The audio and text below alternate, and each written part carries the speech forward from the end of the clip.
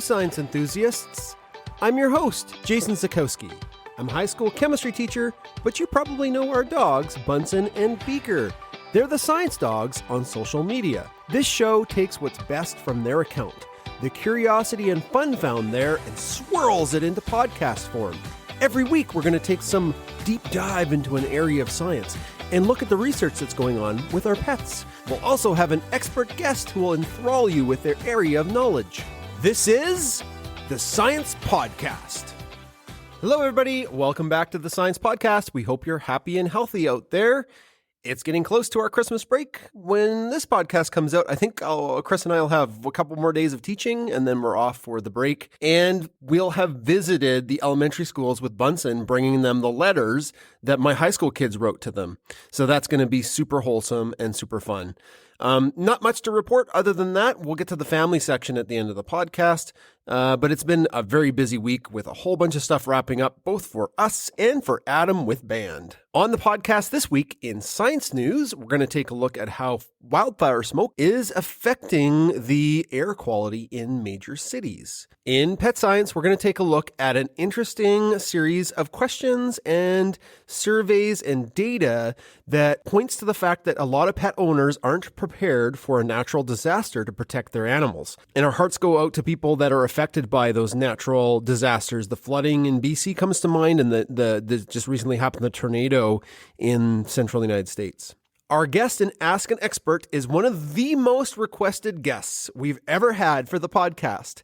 It is the inspiring and the amazing Blair Braverman, who is a musher. And we're going to talk about all things dogs and all things mushing and sled dogs and fun stories with her today. Hey, Bunsen and Beaker, what do you call a sled dog howling at the moon? A whole team of sled dogs howling at the moon. Because when one starts, they all start. Okay, never mind. On with the show, because there's no time like science time. This week in science news, we're going to talk about urban pollution and wildfire smoke. Wildfires for us in Alberta are, especially in central Alberta, the prairies leading to Saskatchewan. We don't worry about wildfires because we are a part of the flat part of Alberta. Alberta has mountainous to the west, and then to the north is all trees, so they definitely have to worry about wildfires. But where we live to the south and to the east is the breadbasket of Canada. It's super flat. There's grass fires and there's house fires, but wildfires we don't have to worry about. But we do see, and we definitely are affected by the smoke. It was pretty surreal, and maybe you saw some of the footage of when we were driving back from British Columbia. We drove on the Coquihalla through a forest fire. We kind of hit a point where it was the point of no return. We either trudged on through the fire and tried to get through, or we would have to try and find a way back. And we decided to just keep going through. Now, it wasn't like it was an inferno, but it was pretty surreal to see that level of smoke and fire. And we could feel the heat.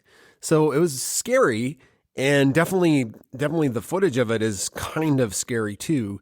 But it brought home to us that many people around the world deal with wildfires, the actual fire all the time. And they have to deal with the aftermath too, the damage and the smoke. Now, this study's looking at the smoke that comes from wildfires. When trees burn in a wildfire, it's a cocktail of chemicals that are created. These are now airborne compounds, and some of them are particulates like soot, but you also get ozone that forms at ground level, and it shouldn't form at ground level. And wind takes all of these chemicals wherever wind takes it, and if it winds up in a city, that's where the haze comes from smoke, from wildfire smoke. And we don't live in a city. We live outside of Red Deer, but it's, when there's lots of wildfires, we can see the haze. It just hangs over everything. You can taste it in the air. So this new study revealed the elusive chemistry behind how ozone is made from those wildfire smoke plumes. And one of the interesting things they found is that from the wildfire smoke in major cities, the nitrogen oxides from car exhaust could move the ozone from the wildfire smoke up to dangerous levels. This was reported in December 8th in Science Advances. Now, ozone is good because that ozone molecule helps keep harmful rays of the sun away from us, right? If we lose the ozone layer, everybody's going to get skin cancer, or people with lighter skin. And ozone in the atmosphere, if you're to breathe it in, for a lot of people, that causes respiratory problems. There are nitrogen oxides in wildfire smoke.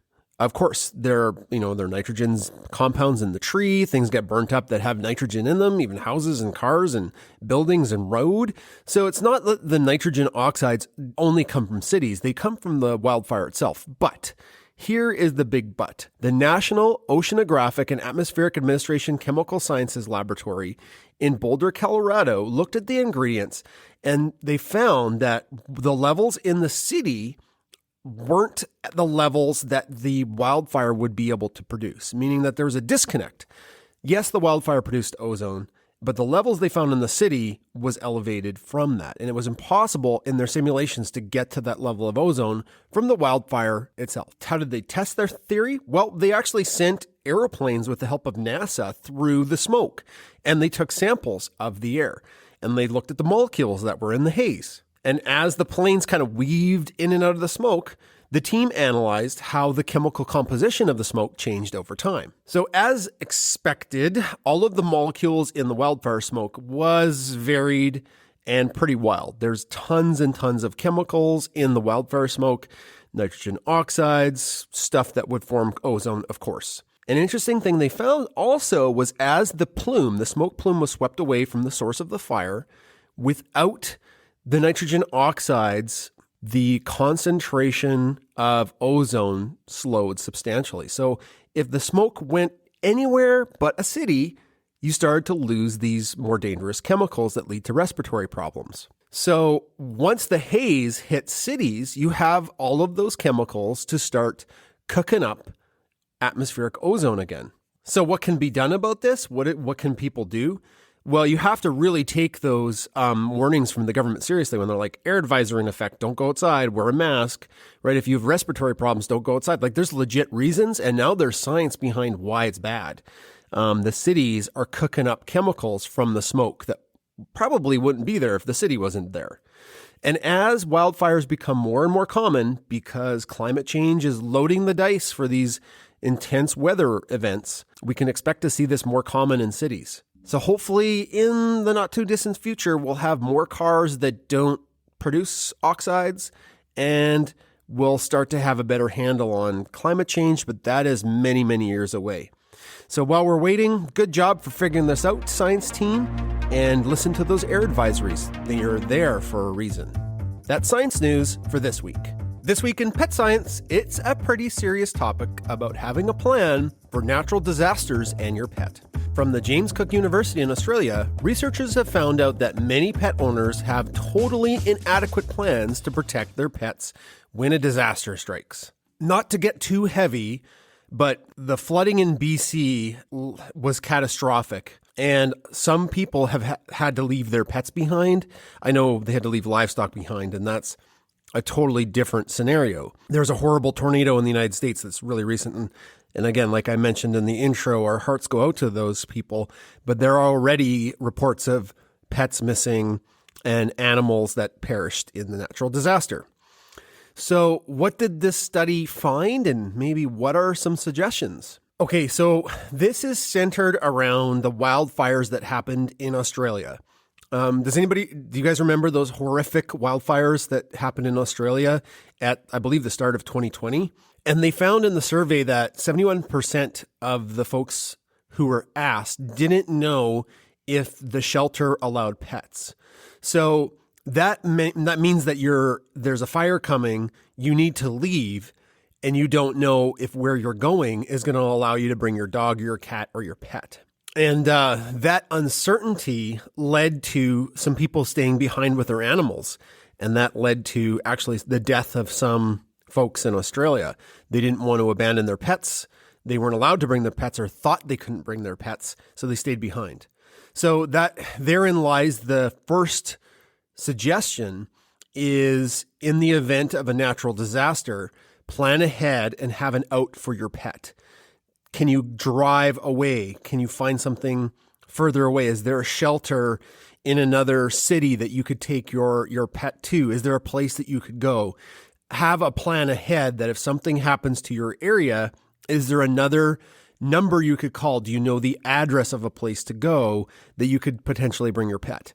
Now, that's not going to help out everybody. That's very clear, but it could help out some folks and save some animals. After the disaster, the researchers at this university also asked the individuals if they had a plan, a household disaster plan that included their pet. More than half had a disaster plan, but only 39% of those surveyed, so less than half, and these are people who have pets, less than half of people who have pets had their pets included in their disaster plan.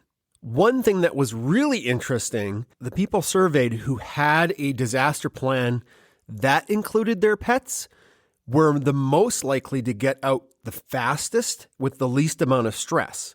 They found that the disaster preparedness that included the pet made the humans better at preparing for the disaster than humans who didn't have a pet. And they call it pet preparedness in the study. I know I shouldn't laugh, but it's kind of funny that the folks who had pets that thought about their pets in a disaster, they did better than the folks who didn't have a pet. And they called it a protective factor. That's really all this survey found, was that 71% of the folks didn't know if where they were going would allow them to bring their pet. That uncertainty made some people decide to leave their pet at home, and they maybe perished in the fires, or maybe they brought their pet and the pet wasn't allowed, and that caused stress. So first off, if you're in an area where a natural disaster could occur, and I don't even know, maybe that's everywhere, maybe that's even us, like we should be checking with the government, like where are the shelters that you would go, and ahead of time determine if pets are allowed to be brought there. Secondly, you should probably have a couple outs. So look at a map, look at your city. If I have to get out of the city and I'm going north, south, east, or west, where am I going? And is that place appropriate? Or is there a place that my pet could go in a emergency? Do you have friends or relatives in other places? Of course, roads could be down. You could be funneled. You could be forced to evacuate, right? Like there's all these circumstances that may be out of your control. But if it's in your control, plan ahead. The third one is include your pet in a disaster preparedness plan. And even think small, like if there's a house fire, who's in charge of what? Where do we go? How do we get the pets out as fast as possible? So plan ahead to save your pet. That's Pet Science for this week. Hey everybody, thanks for listening to our show week after week. If you want to know how to support the Science Podcast, here are a couple ways. It's always going to be free to download, so you'll never have to worry about paying for it. But, things do cost money running a podcast, and here are a couple ways you could help us out. One is join our Patreon page. It's amazing. It's growing. It's almost like an extended family. There's multiple tiers of support, and we have lots of fun perks for being part of our Patreon page. The other way you could support us is giving us an awesome review on Apple Podcasts or Google Podcasts, anywhere you can rate our podcast. Give us a great review. The third way you could support the show is checking out the BunsenBurnerBMD.com website. We have awesome merch there. We worked really hard finding quality merchandise that's comfortable with vibrant colors. And you'll find in limited quantities over the next couple months, maybe even less, the 2022 Bunsen and Beaker calendar. So 3 ways to support us: the Patreon page. 2, give us a great review. 3, head over to our merch shop and see if there's anything there you'd like. Thanks everybody. Now on to the interview section. It's time for Ask an Expert on the Science Podcast, and I am beyond thrilled to have one of our most requested guests of all time. It's the amazing Blair Braverman, author and musher. How are you doing today, Blair? Oh, what an introduction. Thank you so much. I'm so happy to be here talking with you all. Oh, yay. Where are you calling into the podcast from, Blair? Where are you in the world? I am coming from a small town in northern Wisconsin with about 500 people. Okay, so I grew up in a small town too, so I know what that's like. Everybody kind of knows you. Absolutely. Yep. we're going to get right to it. You're a musher, and I don't know if you still do that, but in your past, you've done all of this mushing. How do you get into that in the first place? I am currently a musher as well. I'm in my 30s now, and I got into mushing when I was 18. So it's been quite a while at this point. But I was a kid who grew up in California, and I loved my dogs. I grew up, with a lab mutt, and I lived in such a hot area. I had all these dreams that like the most exotic thing, the coolest thing would be to go to the Arctic and be somewhere really cold where you could have adventures with dogs. So I used to like tie myself on rollerblades to our dogs at home and go out on the road and try to have adventures and pretend I was mushing. And what? Yeah, I did. I had a lot of wipeouts, a lot of skinned knees. And then when I was 18, I was going to ask, like, did you crash? Yeah. Yes. Oh my gosh. And I definitely like steered myself onto the grass. So I crashed without injuring myself quite as much. And the whole thing was kind of a disaster. But when I was a teenager, or when I was a kid, my family lived in Norway. And there's this system in Norway called folk schools, which are year-long non-academic schools that kids go to for, a period of time, kind of like a gap year, often after high school, maybe before college.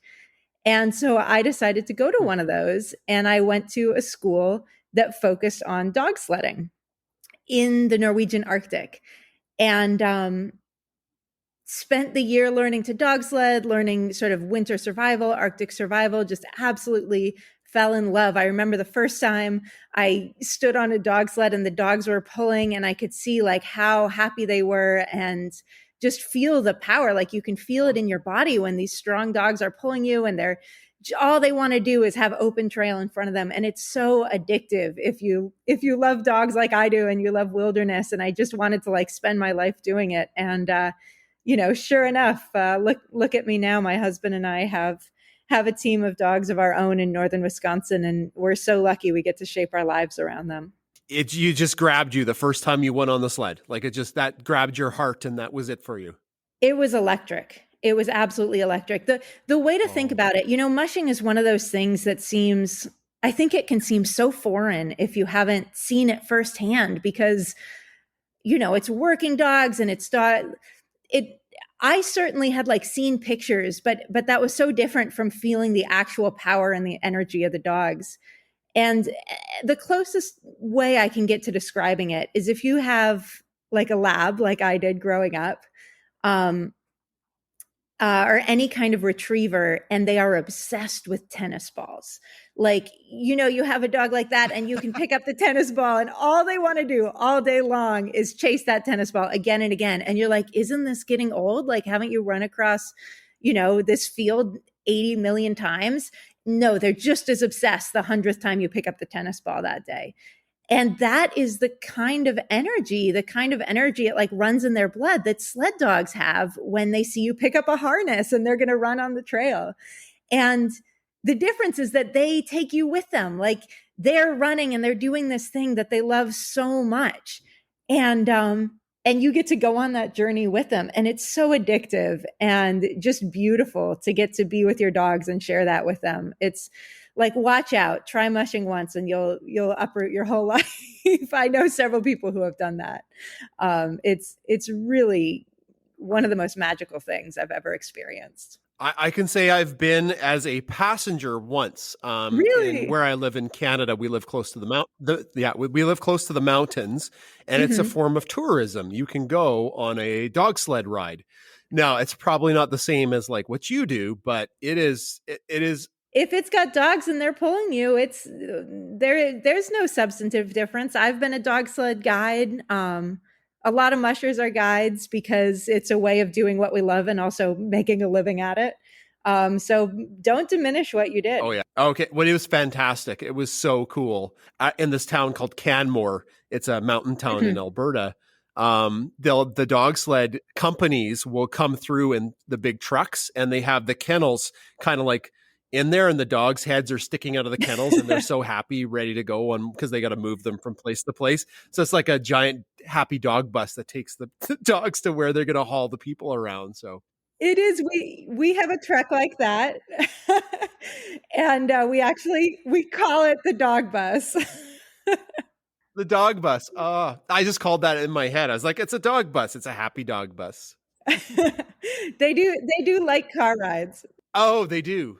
Is that because they associate car rides with then sledding? I mean, maybe, but I also think they just like truck rides. Like I don't know. They just are like, oh, we're gonna like a bunch of smells are gonna go by. They're always excited when we have the truck out. They're like, something's gonna happen. It's an adventure. Absolutely. Blair, you've been a musher, or you've been mushing for a while, since you were 18. You've got to have some amazing stories that you can share with us. And I know some of them are in your writing, the different things that you've written. Would you be willing to share a couple of memorable stories with us? Yeah, absolutely. I love telling stories.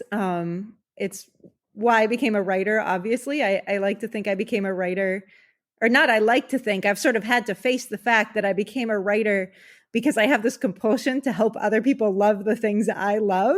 I just like want to share the news about things I think are so great.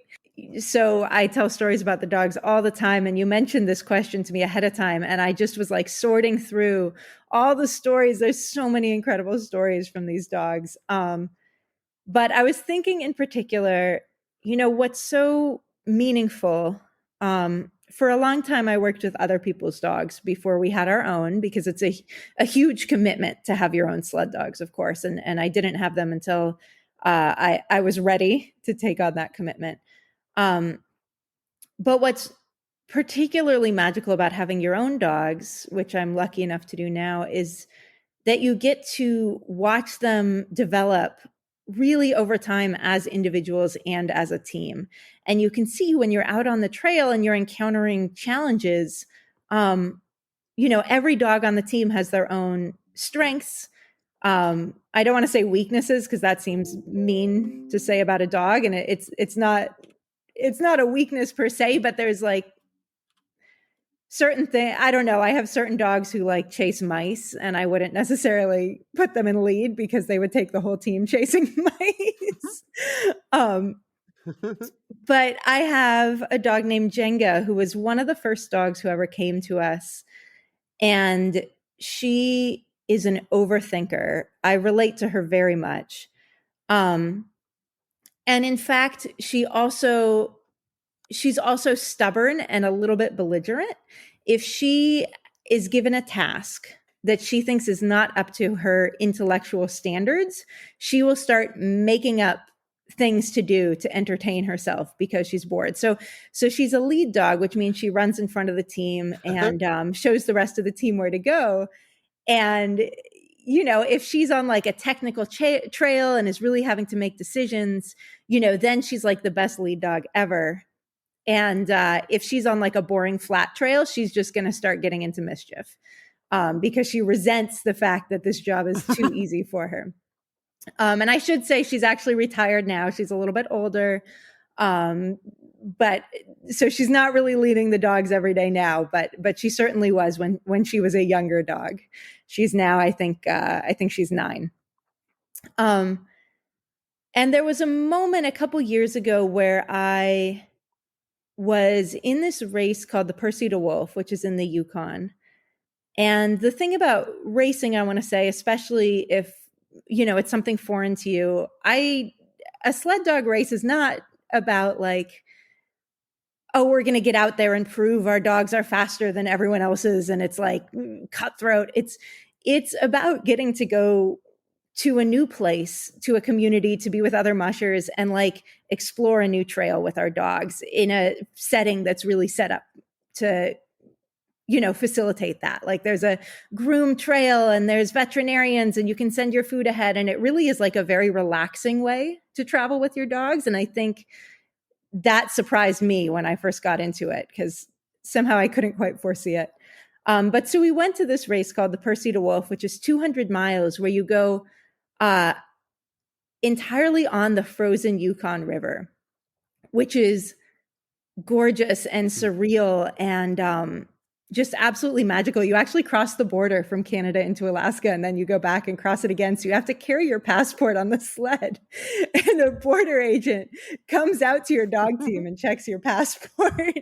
And that was the happiest border agent I've ever seen. He was just petting every single dog.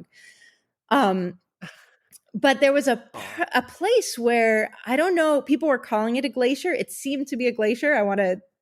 I'm not positive, but a large sort of ice field was bleeding into the frozen Yukon River, and everything was glare ice, which means, ice that is so smooth and so slick, like picture an ice rink, that the dogs weren't able to like get their footing, and the sled was just sliding. And in this case, there was actually the glacier that we had to cross, this ice field, was slanted sideways towards some open water. So, as you're sliding, it's like kind of harrowing. It was a ways away, but you're definitely aware, like, oh, I see some dark water over there, and we're sliding kind of towards it. And we reached this part of the trail, and there were a couple teams that had all sort of gotten stuck in this place because, our lead dogs were, they were like, this is a bad idea. And we were like, you are correct. And so we were sort of collaborating, the mushers. We were figuring out, how are we going to cross this safely? And I thought, you know what, if anyone can figure this out, it's Jenga. Like, she's going to think her way through this. And so I put her in front of the team. She wasn't in front of the team at that moment. And she actually was able to like lean in. I took off all the dogs' booties so they wouldn't slip on the ice. And Jenga was able to lean in and like find her way to a particular patch of ice, a little trail of ice that was scratched up. So it had texture that the dogs could grip. And she led the entire team onto that tiny trail and got us across that ice field safely. And then because she did that, the other teams were able to, their dogs chased ours, and all three teams were able to get across very efficiently. And it was just so cool to watch Jenga step up in that moment, and the other dogs were trusting her and trusting me. And it always feels like you're a team with the other teams out on the trail. It's never like, oh, I'm competing against them, and so we're like against each other. It's always like, oh, we're all out here together. We're mushers. We're with our sled dogs. We're all sort of on the same side in these races. And I don't know if this story quite captures it, but that's a moment that felt really, really beautiful to me, especially because I've been working with Jenga since she was very young, since she was a yearling, and just seeing her step up and knowing that we were in her hands and we were all in the best of hands, the best of paws, was something that's always stuck with me. I got goosebumps listening to your story. Like, it's just, and I got a little verklempt. Like, I felt a little emotional inside. Well, that's how I feel. Because I have a very strong bond with, I have a very strong bond with Bunsen and Beaker, and I love nothing more than going on adventures with them. But this is like to the nth degree adventure with these dogs. Can I ask a follow-up question? Yeah, absolutely. And I know it's going to be like a difficult question to answer quickly, is how much training goes into these sled dogs for people that have no concept? And I'm included. That's a good question. So I'm going to differentiate between kinds of training, because training can mean conditioning, right? Like getting into shape. And that's what we're doing right now, this time of year here in Wisconsin. Oh. In order to do the sort of longer journeys that we're going to do later in the winter, we're really working on conditioning the dogs by building up their endurance. You start very slow in the fall, or very short distances, and you just work up gradually until they have the conditioning to go the longer distances that you're going to go later in the season. So that's one kind of training. Another kind of training is, how do they know how to pull? And that is something we actually don't teach them. We literally put a harness on them when they're old enough. We wait until, typically once they're a year, the puppies aren't doing this because they're not fully developed yet. And they're just playing and running around loose. They don't pull anything. But once they get old enough, you put a harness on them, and you clip them to the line in front of the sled, the tow line. And there's a moment where they're like, what is this line? It's sort of like when a puppy is on a leash for the first time and they're like, what is this? But as soon as the team starts moving, you can just see this. It just clicks. They just run. They don't have to be taught that at all. They pull, they want to pull. And it's such a beautiful moment because you can see these very energetic young dogs, very energetic, like suddenly make sense of why they've had all this energy their whole life. Like suddenly they're realizing, oh, this is what it was about. This is the thing I was born for. And it's so, so cool to see. So we don't actually teach them to pull.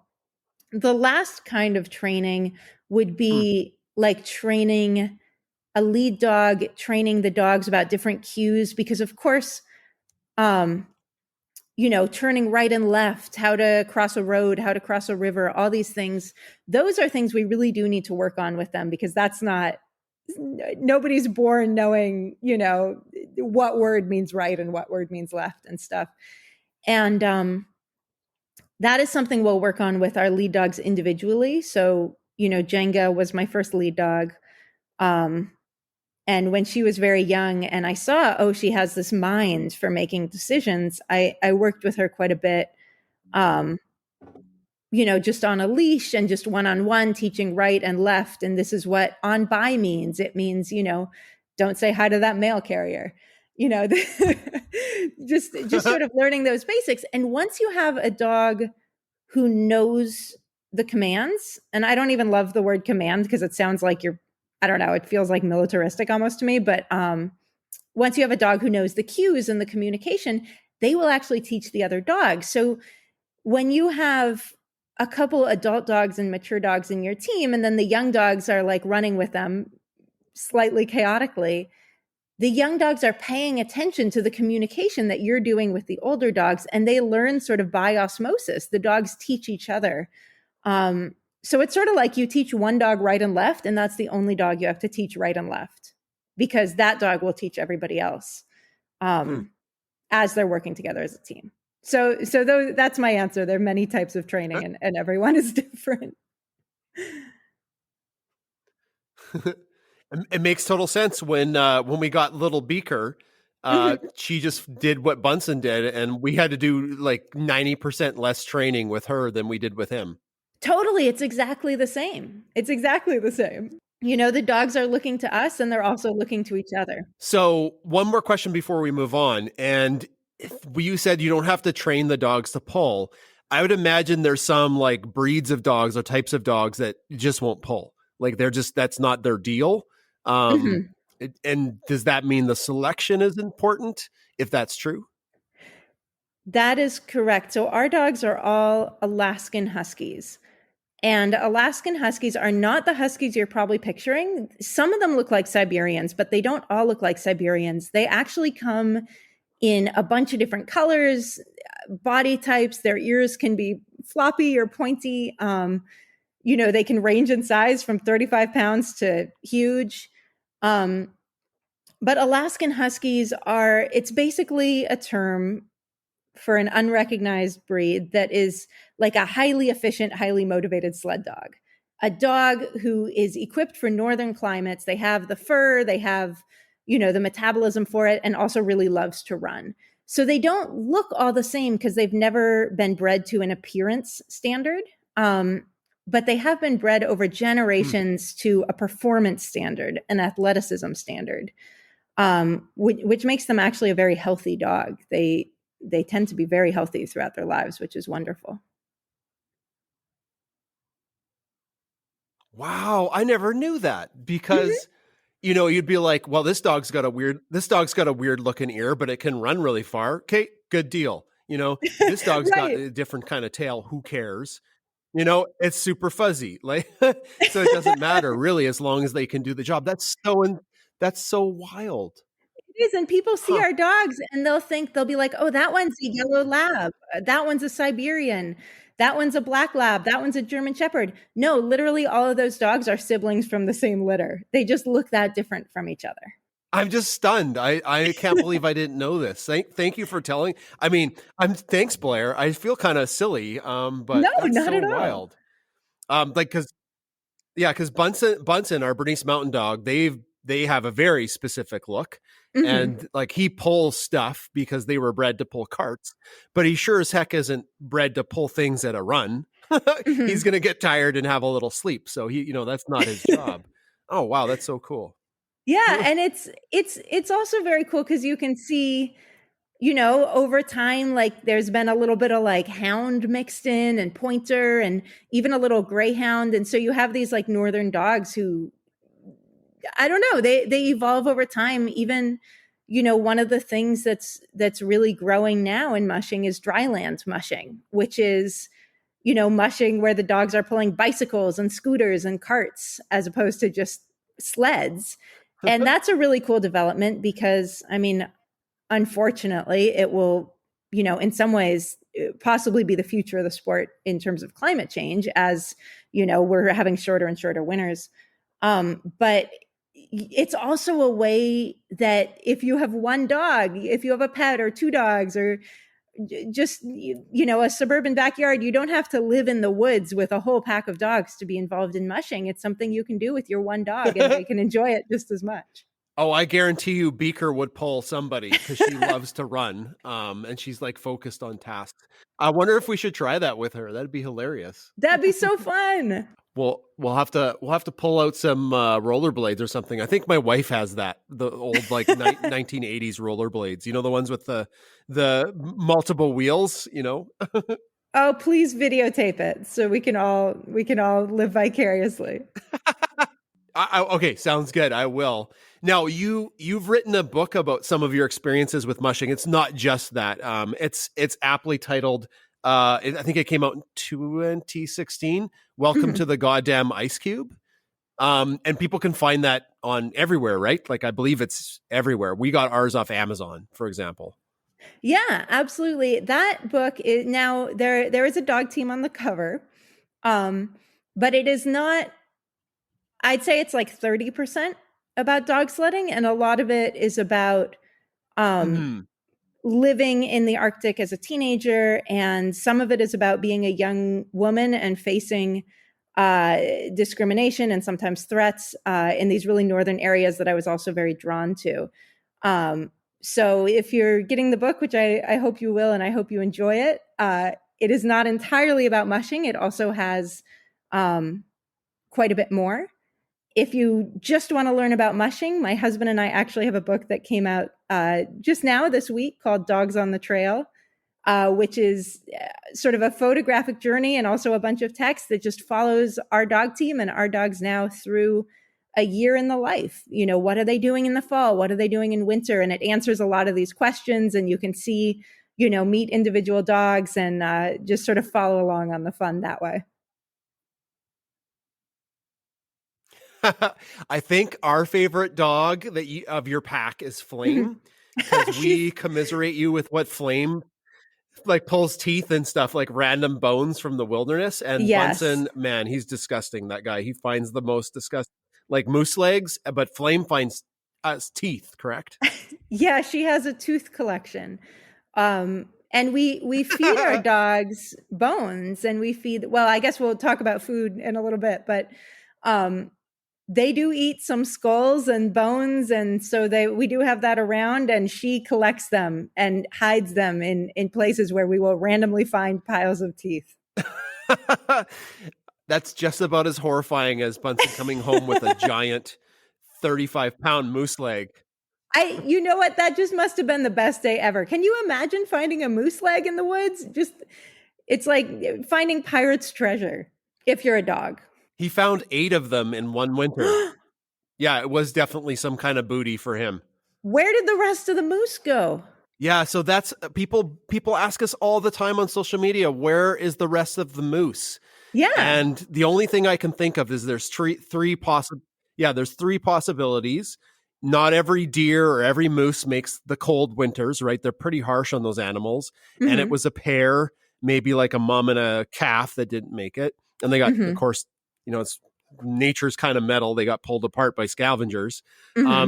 It could have been poachers. There could have been poachers that killed a couple moose and just left the legs behind, or predators. Like we have some pretty sketchy predators out there that could take down a moose potentially, or weaken moose from the winter. But like his favorite leg that he got, you might appreciate this story. It was stuck like the sword in the stone in ice, and every time we went out, he would try to take it out, but he was never worthy to take the moose in the stone out until it melted just enough in the spring, and then he got it out and he became king of the moose legs, or king of the Britons, or something like that. It was like Excalibur or something. Well, please tell him congratulations from me. And there's actually a section in Dogs on the Trail where we talk about how happy the dogs are when the snow melts and all the dead things rise from the ground. And it is the grossest, most joyful week in the year. Oh, I can't wait to read that. This book is just the first on the trail, our first Dogs on the Trail, Dogs on the Trail. It's called Dogs on a Trail. I'm sorry, Dogs on a Trail. It's just out now, right? Yeah, just now, yesterday. Awesome. Blair, we'll make sure in our show notes there's a link to both of those books. Oh, thank you so much. So since we're talking about things that dogs may or may not eat, or should not eat, I would be remiss if I didn't ask you what you feed your dogs, because we're talking about dogs that are elite level athletes, and they're going to eat differently than what an elite level couch potato like Bunsen eats. So I'm just curious what they eat. Well, how much time do you have? We do talk about dog food for hours and hours over here. So the thing to know is that sled dogs, when they are running like as much as they can run, can burn 10,000 calories in a day. 10,000 calories for a 50-pound dog. So the amount of food they need to eat, the amount of calories they need to take in is astronomical. And so we think about food all the time. They don't need that much if they're, taking a rest day, but they still need to eat quite a bit, thousands of calories. And we feed them a lot of different things in order to keep their diet interesting. And we're often, some of them are picky eaters. So boy, do we try very hard to make sure that they are eating as much as we can convince them to eat to keep that weight on. But we feed them a really high quality kibble, like a really dense caloric kibble that we buy by the pallet, by the ton. It comes in a big truck. We feed them. We feed them, there's so many things we add in. Sometimes we'll add a little bacon. We feed them a lot of unsalted butter. They like that. We'll just give them like a chunk of butter as a treat, or before a run, just a little bit of fuel. And I also want to say that these things that they eat are not necessarily things that would agree with pet dogs. So just because our dogs thrive on it, they are adapted. They have evolved to like eat a super high fat diet, and your dog may not be, and might get a sick stomach, or it wouldn't necessarily agree with them. So I want to say that first, but we do feed them, like huge chunks of unsalted butter. We feed them a lot of venison, a lot of bear fat actually is our local food. So sled dog diets tend to be really regional. So in Alaska, people might feed their sled dogs a lot of salmon. Now, where we live in northern Wisconsin, a lot of people hunt for subsistence around here, and they eat the animals themselves, but there are pieces of the meat that like humans aren't going to eat, like scrapings and bear fat. And so what we do is we gather that every fall, and people put it aside, and we're able to feed it to our dogs. And it's a really highly nutritious food that comes, right from our backyard, and also make sure nothing is being wasted from these animals. So in some ways we're very lucky, and we're able to access that kind of meat. And we feel really, really good about the dogs eating it. They love it.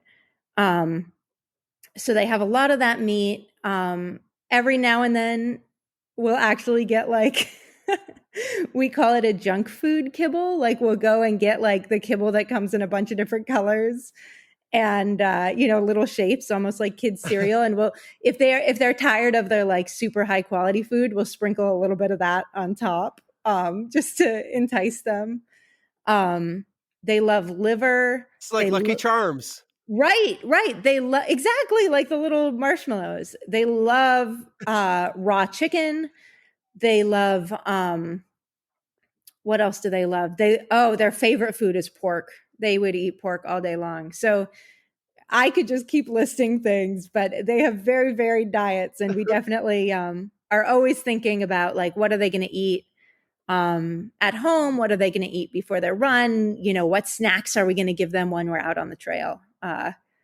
They eat quite the variety.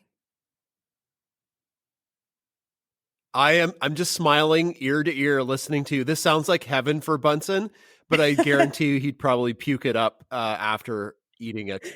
Well, we could give him just a little bit. Tell him come on over for dinner. Oh yeah, he'd be there. I'll tell you that. Beaker's less motivated by the delicate like bacons and butters, things like that. But that's Bunsen's thing. Is he if we're cooking anything that's meat related, he's there right now saying, "Hey, could I have some?" And we're like, "No, you're a couch potato. You're not a sled dog. Sorry, buddy." Yeah, we only have one dog we ever have to worry about feeding too much. Everyone else, it's like anything goes. That's amazing. Well, I mean, it's just like The Rock on an off. Have you seen The Rock, what The Rock eats when he's training? Dwayne Johnson. Your dogs are just like that. There's no way I could eat what The Rock eats. Yeah, I can imagine. I'm picturing in like a human version of the Sled Dog Diet. 72 pancakes or something like that. Thanks for sharing about your dog diet. That's fascinating. And it's really interesting from a science standpoint, because what you said makes perfect sense. They have to run, they have to keep their weight up. And to do that, you need like an incredible amount of food for them. I really appreciate that. Yeah, thank you. Absolutely. A couple questions that are standard on the podcast are our super fact question and our pet story question. Our super fact question is we ask our guests to share something that they know that when they tell people, it kind of blows their mind a bit. And man, my mind has been blown a whole bunch of times already. Do you have a super fact for us? I do. This is a scientific super fact. And I'm going to read you just a very short section from an article. So,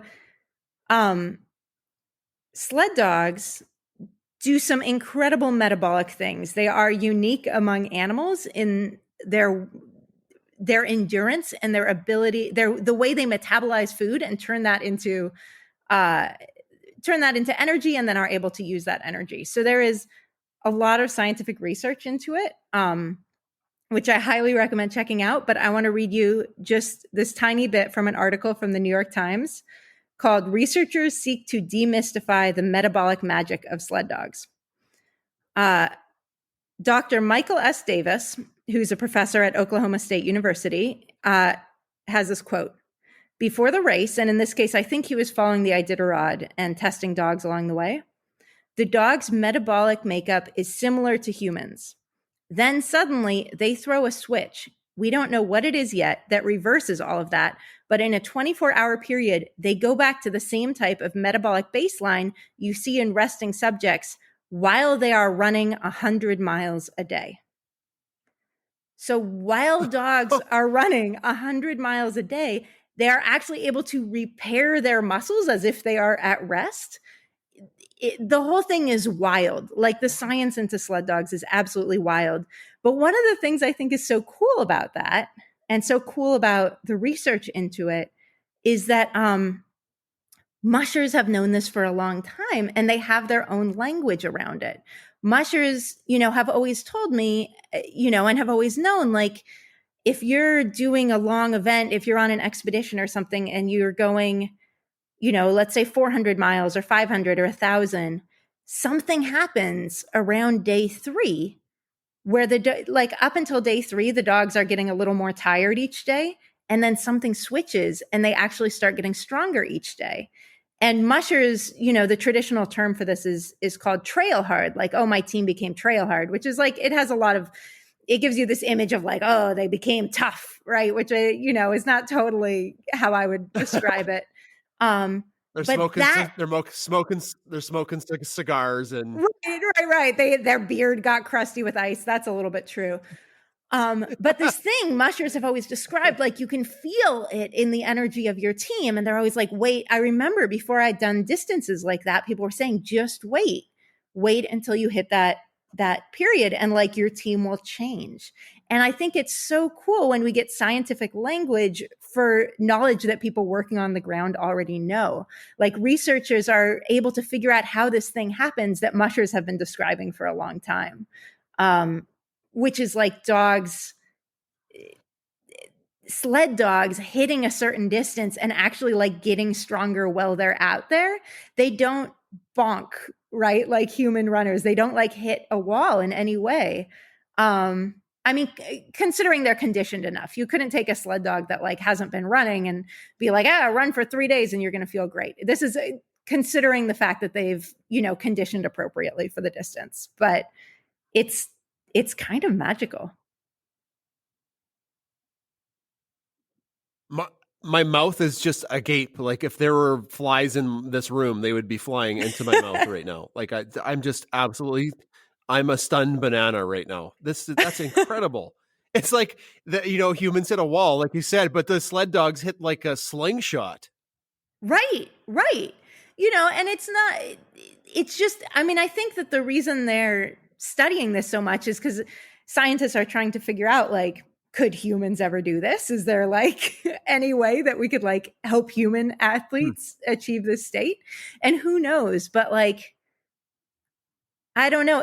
It's so neat also to read this research and then to be out on the trail and feel the shift within your own team. Like their appetites go into overdrive. You can feel like you can physically feel it in the sled that they're pulling. Like there's like a different energy in it. I don't know how to describe it, but I don't know. Science is amazing. Science is just sometimes catching up to what people already know too. And that's what this sounds like. That's so cool. That is so cool. Absolutely. I'd love to hear you describe it. I'm sure you would do a much better job at encapsulating the science. I can just sort of admire it. Oh, no, you did a great job. Well, thanks for sharing your super fact. That is super, and that is a fact. The other question that's standard to the podcast, and this is going to be an interesting one because normally this is the only time we talk about animals with our guests, but this question's about a memorable story that they've had with an animal in their life. And we've been talking about dogs who are animals in your life, but do you have one left for us for our animal section or our pet section? I have so many, I like can't narrow it down. But I should like put them in a hat and pull one out. But I thought it might be cool to share a little different story about Jenga. I feel like I did another interview the other day and I just talked about Jenga the whole time too, which is, catch me on a different day and I'll be talking about a different dog for hours. I will talk about all of them for hours. But since you met Jenga already, I had a sweet moment with her last year. And I think when you sent this question to me, you mentioned it as a pet story. So I think that's why this idea came to me, because it's not quite a sled dog story. It's more a pet story. Mm-hmm. But last year, actually, when I got COVID and was sick for quite a while and, took things easy as I was recovering. I live out in the woods. So it wasn't a matter of like exposing other people, but I was at home trying to, rest up and make sure I didn't push myself too hard after having that cough and being ill. And there was a day when I was like, you know what, I'm going to go out and like check out some trails on the snowmobile. I was feeling a little bit better, but I wasn't up for like quite taking out a team of dogs or, like doing it on foot or on skis. So I took the snowmobile out and it broke down like a couple miles from home. And I was like, the first time I go out when I'm recovering from COVID, and I now like my husband was on a, like, I think he was in Alaska at that time. And I was like, nobody's going to know if I don't make it back. I'm just like, I would like to like just lie down in the snow, but I have to somehow like make it a long way back and not like fall down and die. And, like tromping through deep snow. So I was feeling very sorry for myself. And one dog, Peppy, who is a genius, just a genius. She's like the third human on our team, but she's smarter than humans. She had followed the snowmobile. So I was with Peppy, and I saw Peppy. I figured there was probably a shortcut to get back to the road, which would make it easier to walk. But I had like gone a long way on the snowmobile, and I did not want to retrace my steps because it would be much longer than I needed to go. And Peppy just walked into the trees, and I was like, not thinking that well and really tired and weak. And I was like, you know what, Peppy, like my life is in your hands. It's very cold. No one will find me if I fall down. I'm just going to like follow you into these trees and hope you know where you're going. Cause I do not know how to take a shortcut home from here. So Peppy, you know, runs into the trees, and I'm like, all right, I'm just going to follow her. And she kept like running ahead and coming back, and I would follow her footprints. And this went on for like what felt like far too long at that point. But eventually, given my strength level, but eventually we hit a road, and I was so happy to see it because I was like, if I fall down, at least a car will find me. Maybe someday, you know, when a car passes every 48 hours along this road. And so we're walking along, and I'm trudging back. I know my way home now at this point, and Peppy is like, why are you so slow? And I hear footsteps behind me from where we came from. And I'm like, nobody was back there. Like, who's back there? And I turn around, and Jenga is coming out of nowhere, running up the road at me.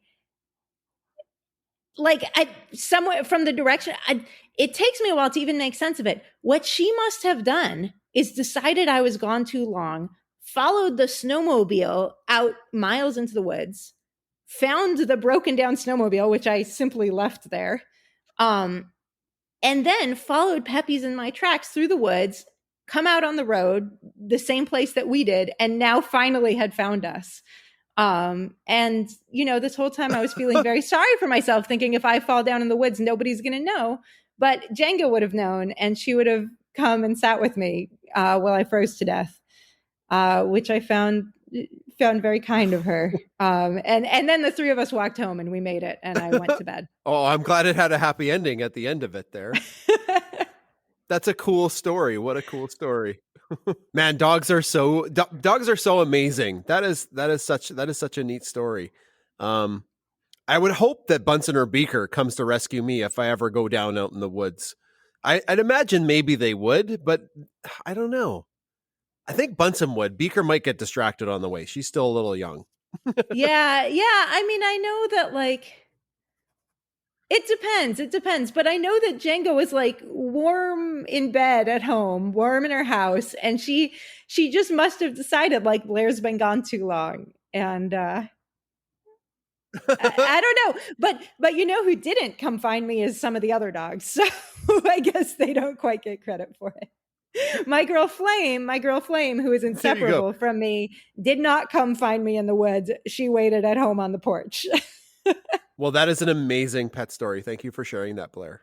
Yeah, thank you for listening to my pet stories. I could go all day. Well, we don't have time for that, but I could listen to you for sure. This is just I'm literally, it's hard to get across on podcasts because it's audio only, but I'm smiling from ear to ear in my darkened classroom listening to your stories. It's the best. So thank you. Thank you. Our last question of the podcast is a fun one. And it's an important one. We get to know our guest a little bit outside of what they do, what their main deal is in their career. It's called the important to you section. And Blair, you wanted to talk about two things. The first one is about rural access to veterinarians. Right. Could you talk about that? Yeah, it's just something I believe in so much. I know people are like, how can, what do sled dogs need? What do people need? Like, I just feel like one of the causes I believe in the most, and we've done fundraising for, is rural access to affordable vet care. It's just one of those things. It helps pet dogs. It helps sled dogs. It helps people. It's so important. And it can be really hard. Like, we have to be prepared to do quite a bit of vet care ourselves in case we're hours from the nearest vet. And I think being a veterinarian is a tough job. I know veterinarians work so hard, and I don't know if you're ever looking for a cause to support. That's one that I've just seen firsthand how much of a difference it makes. When there are services available in really rural areas for spay and neuter, for vet care, even veterinarians who will like go out on a plane and visit rural communities and do vet care every, on a scheduled basis. Just one of the things that changes the world in small but really important ways. Yeah, it's quite profound. I'm thinking about that. Like, of course, I always mention on the podcast that we live in a rural part of our place in Canada, but we are no more than, half an hour from the nearest vet. This is very vastly different than being hours to never if you're very, very isolated from, cut off from roads and things like that. It's pretty profound. It is. It's one of the things I believe in so much. And I love this question because, of course, everyone has, things they've seen firsthand are so important for the world or things they believe in so much. And I love that you give people a chance to talk about it. The second thing is also, it's not really related to mushing, but it's a little bit related to mushing. And that is something my husband has been a big activist for. And that is trans inclusion in sports, making sure that sports, especially for kids, are accessible to trans kids, to trans students. My husband is transgender, and he was the first openly transgender musher in the Iditarod, which was, I'm so proud of him. And mushing is really cool because you never have a question of gender. Everyone competes in the same arena. There's no men's mushing and women's mushing. So there's no question of like where people should compete. It's just all together. And, in some ways is a really progressive sport in that way and kind of wonderful. And, there was a bill people were trying to pass recently in Wisconsin that would ban trans children from playing on their school sports with their friends. And it's one of those things I think, people are thinking like, oh, well, they're worried about, is this fair to cisgender girls? And I believe in women's sports so much. But it needs to be fair to all girls, and it needs to be fair to children. You think about why do kids do sports? You have like your second graders and your third graders and your fifth graders who are out there doing sports. I was a figure skater when I was a kid. They're not going to like go to college on a scholarship. That's such a tiny percentage. People do sports because they learn about themselves. They get in shape. They are working with their teammates. They're learning about teamwork. They get to be part of something. That's why kids love sports. That's why adults love sports. And so to exclude kids from that, just because they're trans it feels so hateful to me. Think about what sports are really about.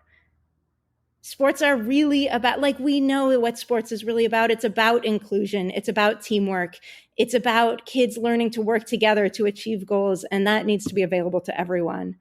So, that, I don't know, that's something else I feel so passionately about. And I feel so moved when I see the activism people are doing, just to protect kids' rights to play with their friends, to be part of something. Sports are there to be part of something, and if you exclude people from the very core reason you have a sport, that seems kind of backwards. I totally agree. And I know people have come to me, and I know these are people who really care about everyone, and they're saying, well, how do we make sure that sports are fair for girls? If someone, if a trans girl is she going to take opportunities from cis girls? And these are very thoughtful people coming to me with these questions. So I know they mean them very seriously.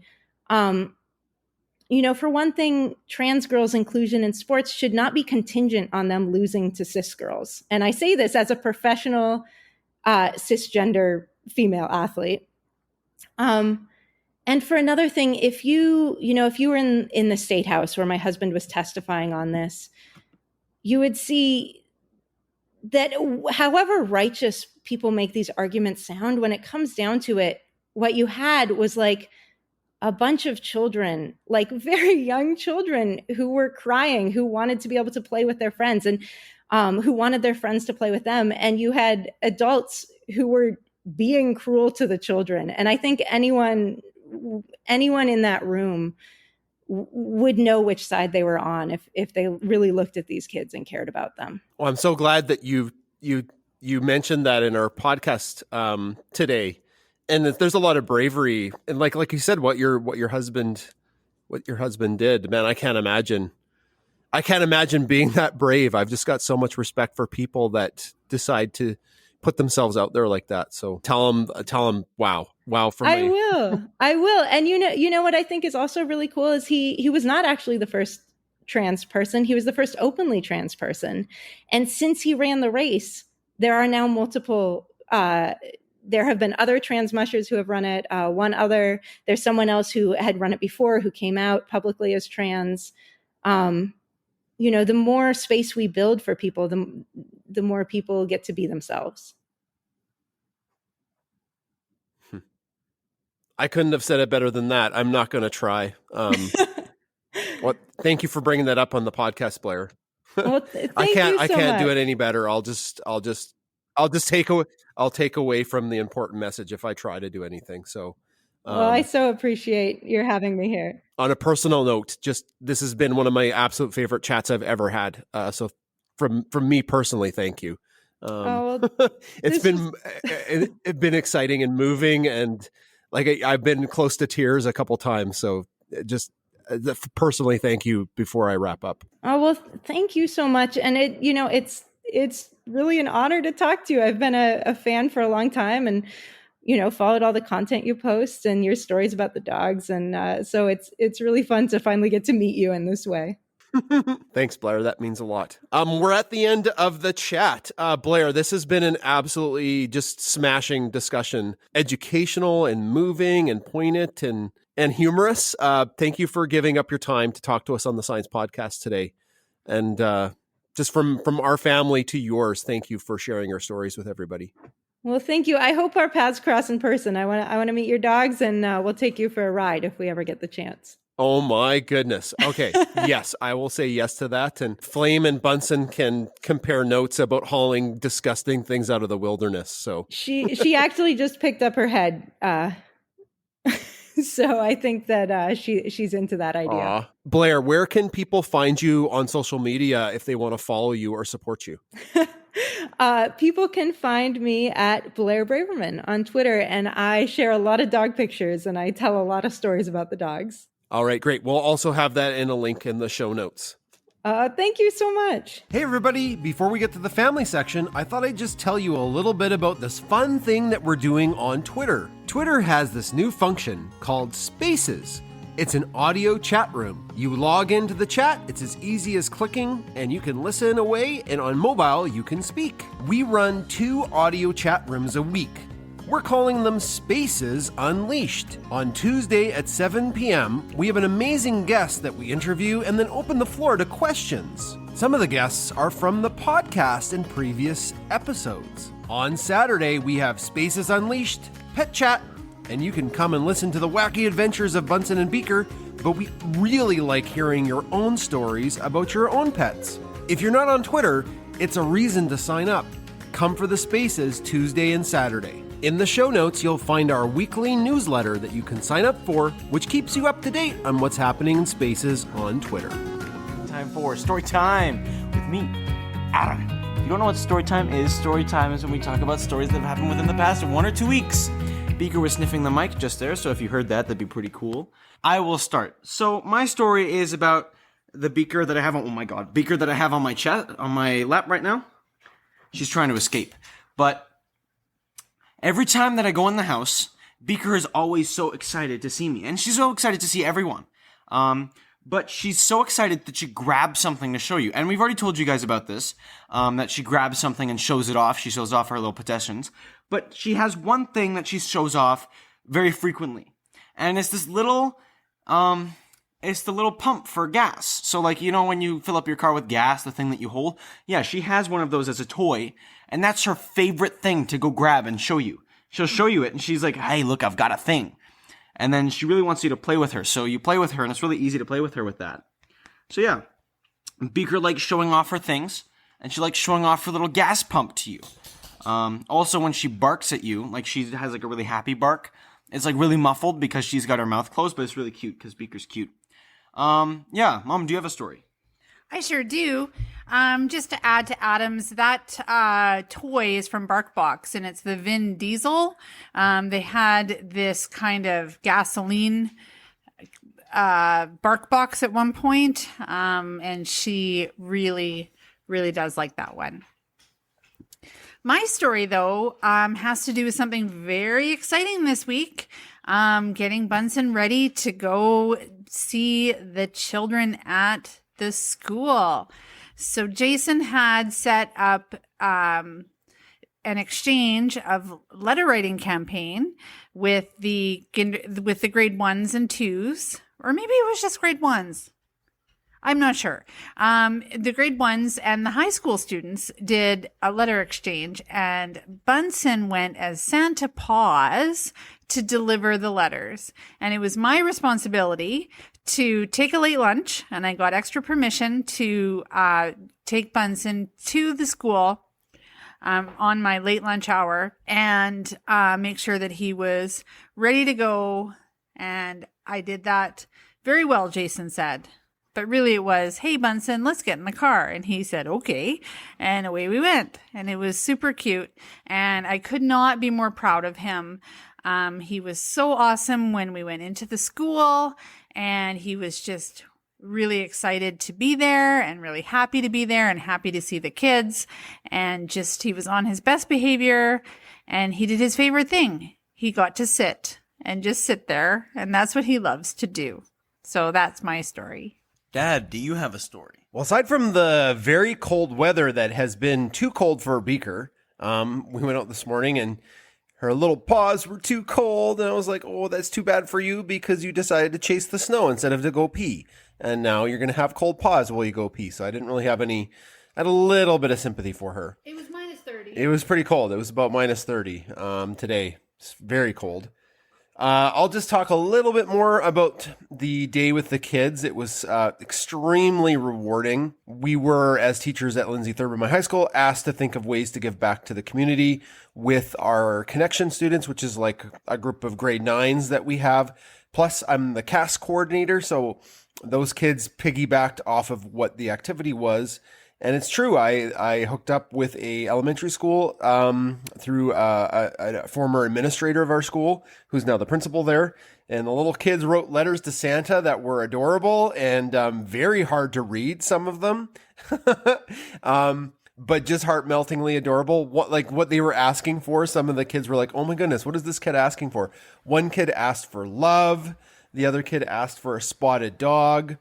One kid was very mad that there were hacks in Roblox, so I think that kid was confused about the assignment. But anyways, the high school kids did the best they could to write the letters back. And when we got there, the kids were so excited to see Bunsen. I think they were more excited to see Bunsen than letters from Santa. They wanted to look at him. They were just staring at him. And he was so good. He just sat there and stared back with his happy face. I think a lot of people were wondering on social media, like, did the kids get to pet Bunsen? And we had decided ahead of time with the administrator and to get special permission from the district to bring Bunsen in, that the kids wouldn't touch him. And it was for allergies, because even though kids with allergies may still want to touch the dog, and there's kids that are very scared of dogs. They come from families or different places in the world where dogs are not pets. So it was a way that Bunsen could be there and be kind of cute, but from a distance. And it was safe for everybody. And it worked out great. So that's my heartwarming story. And then kind of like finishing off what Chris said too. That is story time. Can't wait to see you guys on the next episode of the podcast. Bye-bye.